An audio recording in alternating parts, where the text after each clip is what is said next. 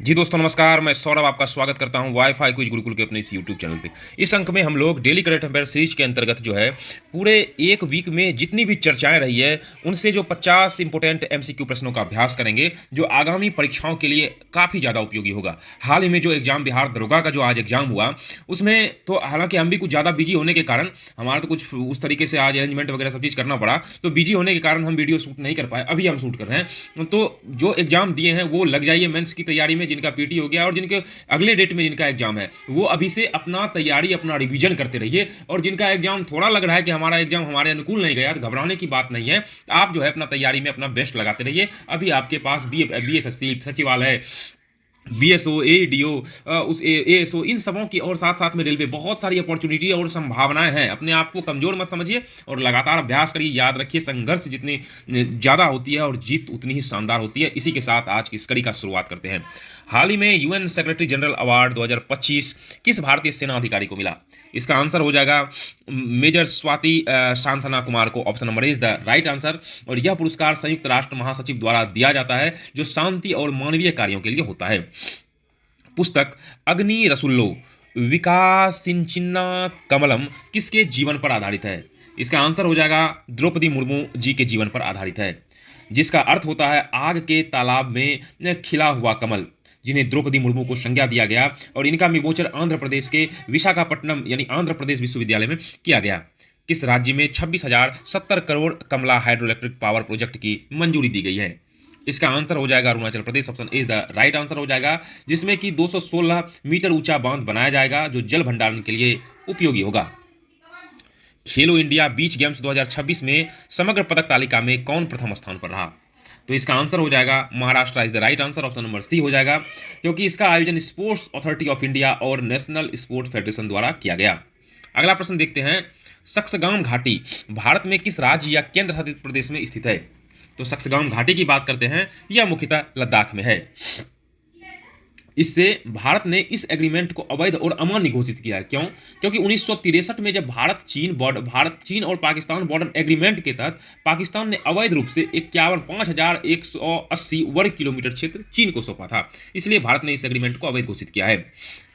Weimar triangle किस 3 देशों का क्षेत्रीय सहयोग समूह है? तो इसमें जो आंसर हो जाएगा फ्रांस, जर्मनी और पोलैंड का। तो इसका option number D is the right answer हो जाएगा। और यह समूह यूरोपीय संघ के सदस्य देशों के बीच सहयोग को मजबूत करता है। किस देश की महिला क्रिकेट टीम की कप्तान एलियास हेनली ने अंतर्राष्ट्रीय क्रिकेट से रिटायरमेंट की घोषणा की है? तो इसका आंसर हो जाएगा Australia. Australia is the right answer हो जाएगा। और वह 8 विश्व कप विजेता टीमों की हिस्सा रही है, जिसमें कि 6 T20 वर्ल्ड कप और 2 ODI की हिस्सा रही। उदय यूआईडीएआई द्वारा आधार से जुड़ी जानकारी को सरल बनाने के लिए किस मस्कॉट ऐप को लॉन्च किया गया? तो इसका आंसर हो जाएगा Uday. Option is the right answer हो जाएगा।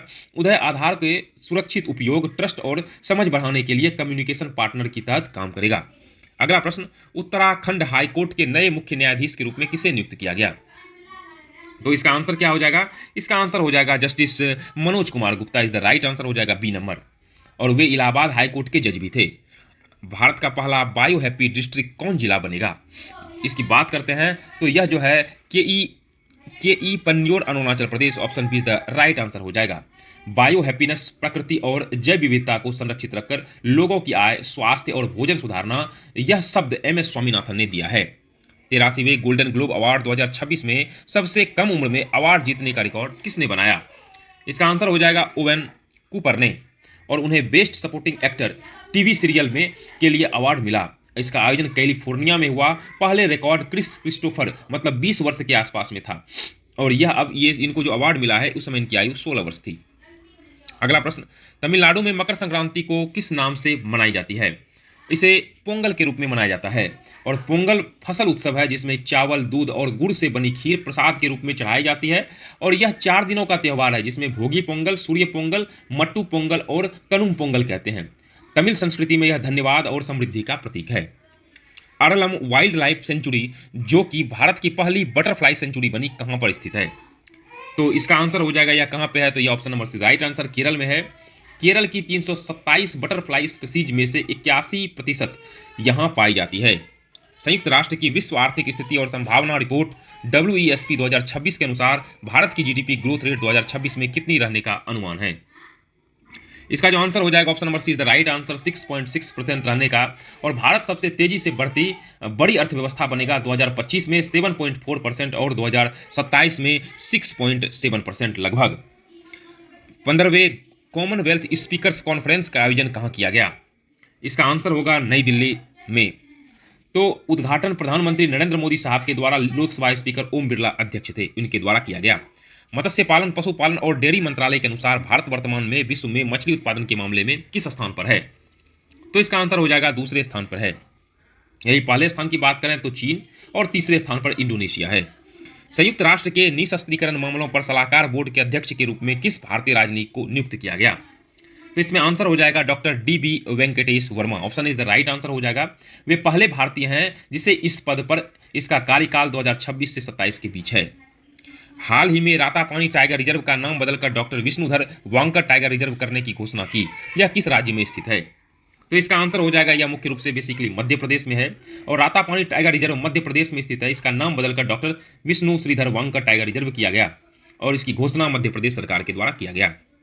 हेनली पासपोर्ट इंडेक्स 2026 में भारत की रैंक क्या है? 2026 की बात करें तो इसमें भारत की रैंक 80वीं है और यहाँ इससे पहले भारत की रैंक 2025 में 85 पे थे, लेकिन इस बार याद रखें 2025 में 025 था, अब ये 5 हटकर 10 हो गया, 80 हो गया है।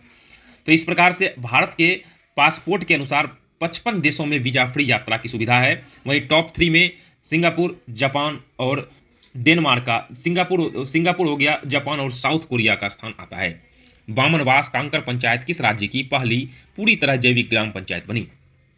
इसका आंसर हो जाएगा राजस्थान।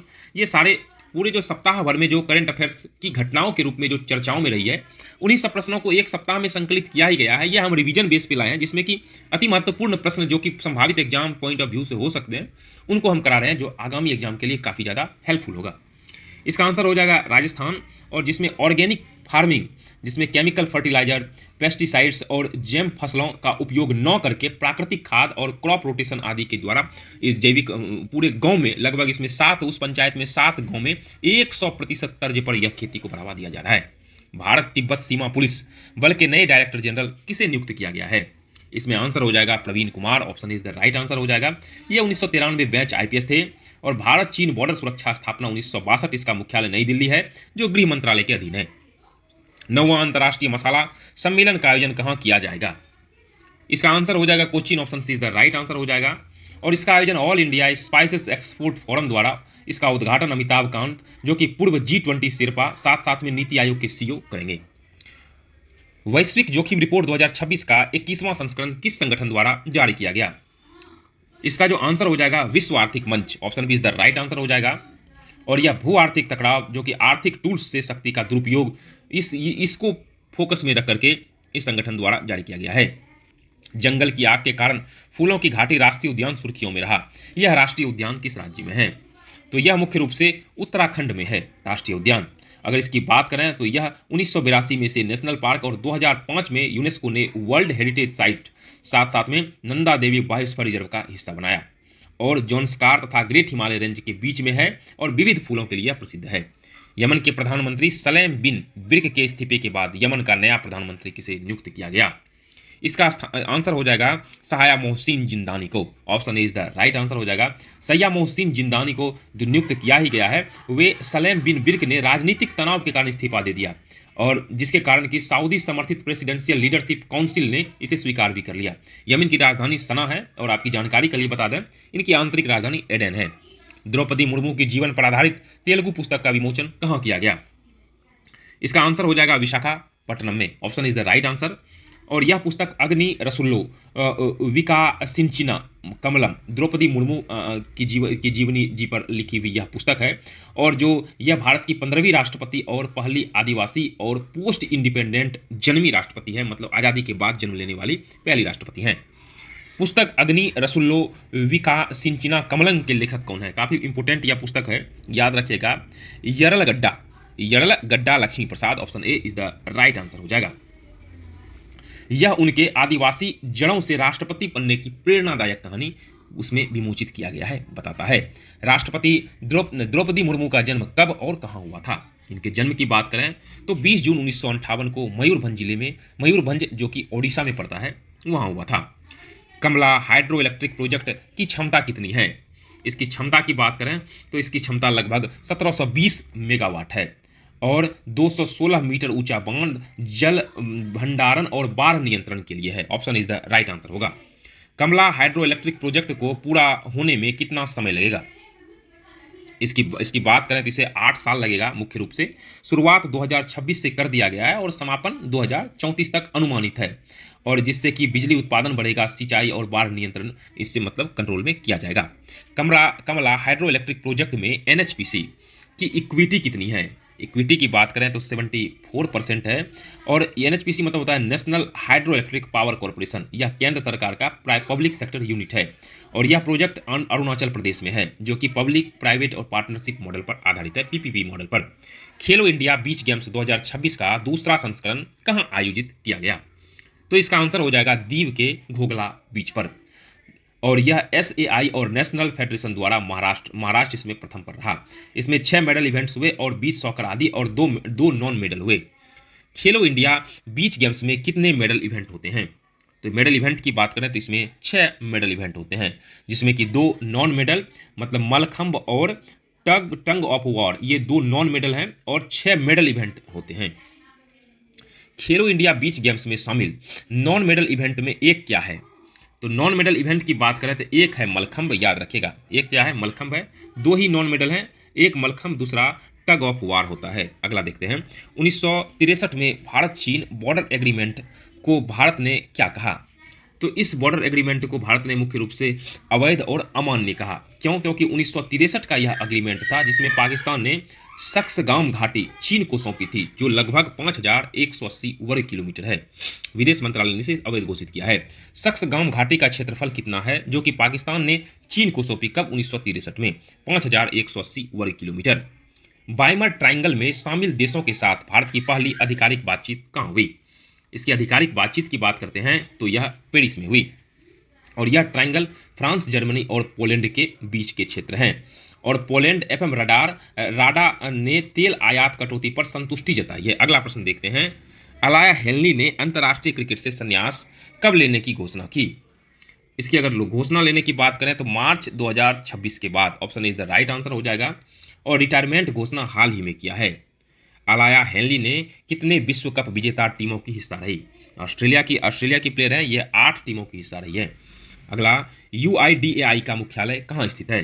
तो इसका मुख्यालय है नई दिल्ली में। Option is the right answer हो जाएगा। UIDAI किस मंत्रालय के अधीन आता है? यह इलेक्ट्रॉनिक और IT मंत्रालय के अधीन आता है। Option is the right answer होता है, जो कि 2009 में स्थापित किया गया। यह आधार कार्ड जारी करने वाली संस्था है।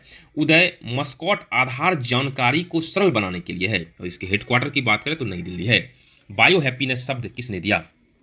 तो यह शब्द डॉक्टर MS स्वामीनाथन के द्वारा दिया गया। 83वें गोल्डन ग्लोब अवार्ड का आयोजन कहाँ हुआ? इस अवार्ड की बात करें तो इसका आयोजन कहाँ किया गया? तो कैलिफोर्निया में किया गया। Option is the right answer होगा। अगला, अरलम वाइल्ड लाइफ सेंचुरी में कितनी प्रतिशत बटरफ्लाई स्पीसीज पाई जाती है? अगर इसकी बात करें तो इसमें 81% इस प्रकार की स्पीसीज पाई जाती है, जो कि कन्नूर जिला केरल में है, और इसका नाम बदलकर केरल वाइल्ड लाइफ बोर्ड द्वारा इसका नाम बदला गया। WESP 2026 रिपोर्ट के अनुसार 2027 में भारत की GDP ग्रोथ का अनुमान क्या है? तो 6.7% है, और अगर देखा जाए तो ग्लोबल ग्रोथ 2.7% ट्रेंड में गिरावट आई है। यह आर्थिक पूर्वानुमान है। 28वें CSPOC का उद्घाटन किसके द्वारा किया गया? तो नरेंद्र मोदी साहब के द्वारा किया गया। भारत में मछली उत्पादन 2024-25 में कितना रिकॉर्ड हुआ? तो 195 मिलियन टन हुआ, और मछली उत्पादन के मामले में भारत विश्व में चीन के बाद दूसरे स्थान पर आता है। डॉक्टर वेंकटेश वर्मा का कार्यकाल कब तक रहा? इनके कार्यकाल की बात करें तो 2026 से 27 के बीच रहा, और पहले भारतीय 1988 IFS हैं। इससे पूर्व वे रूस के भी राजदूत रह चुके हैं। निशस्त्रीकरण मामलों पर ये सलाह देते हैं। रातापानी टाइगर रिजर्व किस जिले में है? तो यह टाइगर रिजर्व रायसेन और सीहोर जिले में है। Option is the right answer होगा। इसका नाम बदलकर डॉक्टर वांगकर के सम्मान में रखा गया। भीमबेटका गुफाएं इसके अंदर में है। हेनली पासपोर्ट इंडेक्स 2026 में सिंगापुर ने कौन सी रैंक हासिल की है? पहले रैंक पे सिंगापुर है, और दूसरे पे जापान, तीसरे पे दक्षिणी कोरिया, चौथे पे डेनमार्क। इस प्रकार भारत का स्थान 80वां है। अगला, और भारत का जो पासपोर्ट है वह 55 देशों में वीजा फ्री ट्रेवल कर सकते हैं। इस प्रकार से डेली करंट अफेयर्स सीरीज के अंतर्गत आज वीकली करंट अफेयर्स प्रोग्राम को कंप्लीट करा दिया गया है। वीडियो अगर आपको अच्छा लगे तो वीडियो को लाइक करिए, चैनल को सब्सक्राइब अपने दोस्तों के साथ रिकमेंड करिए, ताकि हम और हमारी टीम आपके लिए लगातार क्वालिटी कंटेंट उपलब्ध कराते रहें। वीडियो को देखने के लिए, लाइक करने के लिए, चैनल को रिकमेंड करने के लिए मैं सौरभ पूरी वाईफाई क्विज गुरुकुल टीम की ओर से आपका आभार व्यक्त करता हूँ। मिलते हैं अगले अंक में, तब तक के लिए जय हिंद, जय भारत। ध्यान रखिएगा अपना और लगातार पढ़ाई करिएगा।